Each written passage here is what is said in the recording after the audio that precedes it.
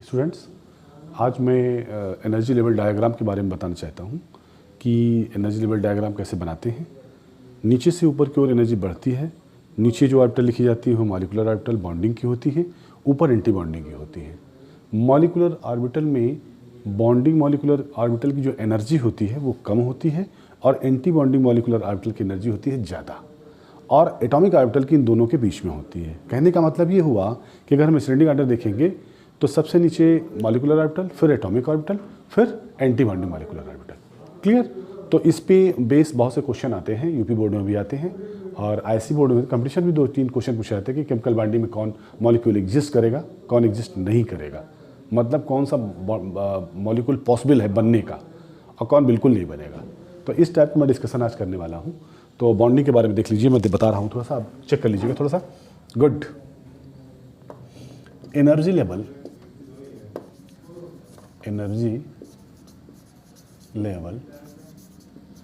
Diagram of homo and hetero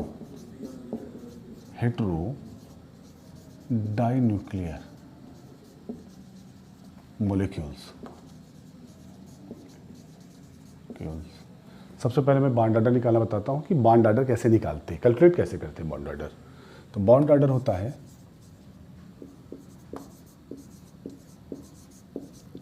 is equal to N B minus N A by 2। N B क्या होता है? N B number of electrons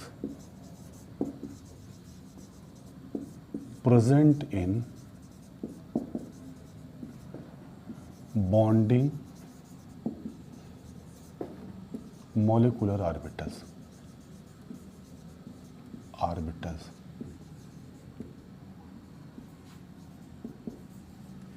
दूसरा Na number of electrons present in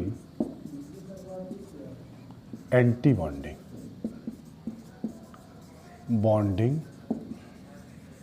molecular orbitals।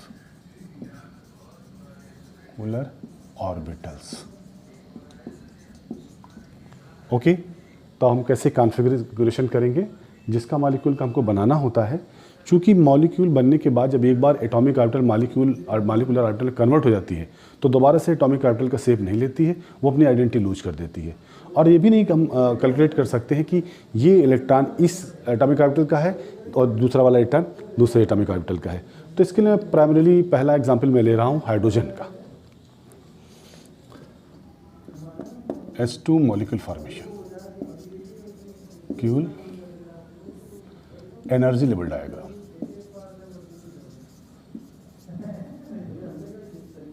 Energy level diagram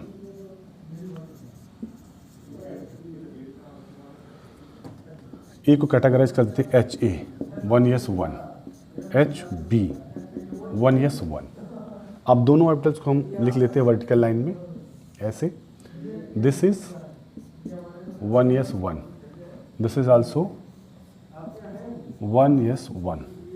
इसको बोलेंगे atomic orbitals of HA, इसको बोलेंगे atomic orbitals of HB।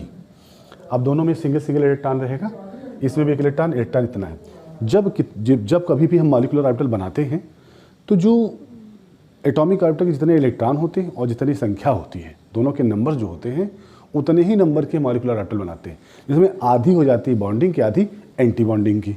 तो इसमें दो एटॉमिक ऑर्बिटल, एक ये एटॉमिक ऑर्बिटल, ये एटॉमिक ऑर्बिटल, और दो इलेक्ट्रॉन पार्टिसिपेट कर रहे हैं। तो मैं बना लेता हूँ इधर, देखिए sigma 1s bonding molecular orbital और other one is sigma 1s antibonding molecular orbital. Okay, these both are belongs to this particular। Now filling of electron is started from lower energy level, molecular orbitals। तो दोनों electron accommodate हो जाएंगे यहाँ पर। ऊपर anti bonding orbital खाली रहेगी, तो बॉन्ड ऑर्डर कैलकुलेट करते हैं। Bond order is equal to NP minus Na/2। अब बॉन्डिंग में कितने 2 इलेक्ट्रॉन हैं, 2 - 0/2 is equal to 2/2 1। It means hydrogen और हाइड्रोजन के बीच में सिंगल कोवेलेंट बॉन्ड होता है, HA/HB, this is single covalent bond. इसको एकल आबंध बोलते हैं, एकल आबंध। कैरेक्टर फाइंड आउट करने के लिए क्या करते हैं, अगर ये सभी ऑर्बिटल फुली फिल्ड हैं तो वो होता है डायामैग्नेटिक, और ये अगर हाफ फिल्ड हैं तो दिस इज कॉल्ड पैरामैग्नेटिक। यहां लिख दे if all orbitals are filled called diamagnetic।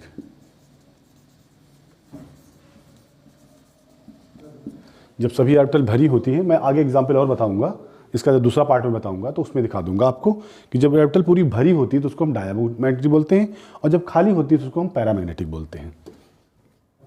If orbitals are half filled,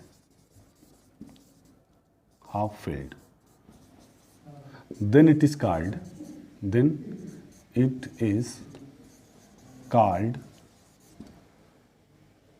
paramagnetic।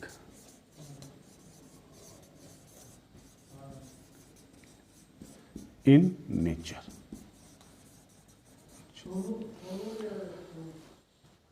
Up to this one मैं एक सीरीज आपको बता रहा हूँ, आप सीरीज नोट कर लीजिए, और वो सीरीज के अकॉर्डिंग एनर्जी लेवल को फिल करते हैं।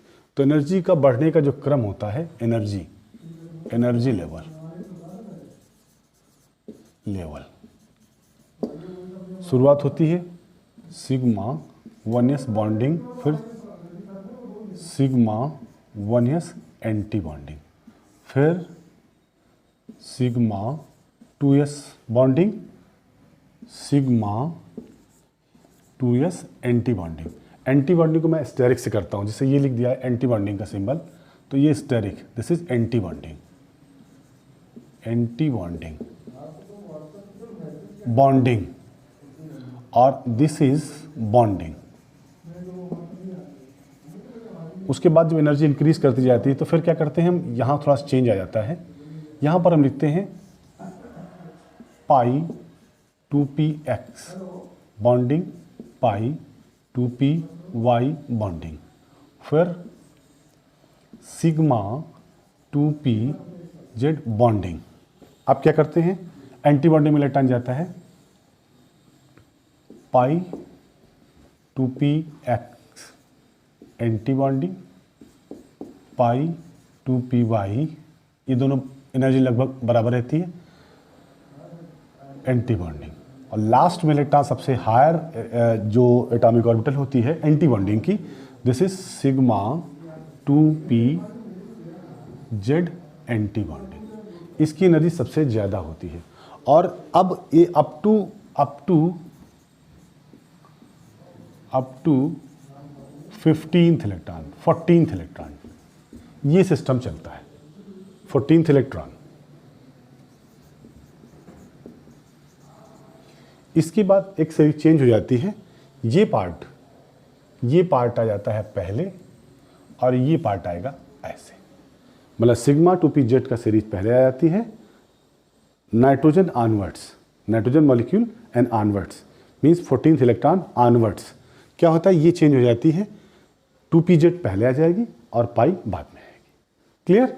तो इतना आपको क्लियर हो गया हो तो फिर मैं आगे एक एक एग्जाम्पल को आपको डील करूंगा, एक एक एग्जाम्पल बताऊंगा और ये बताऊंगा कि अगर आयन बनता है तो करेक्टर कैसा होता है और अगर मॉलिक्यूल बनता है तो उसका करेक्टर कैसा होता है। ये मैं इसके दूसरे पार्ट में बता दूंगा आपको। तो अगर आपको वीडियो पसंद आए तो लाइक, सब्सक्राइब और अपने फ्रेंड्स को शेयर करते रहना। ओके।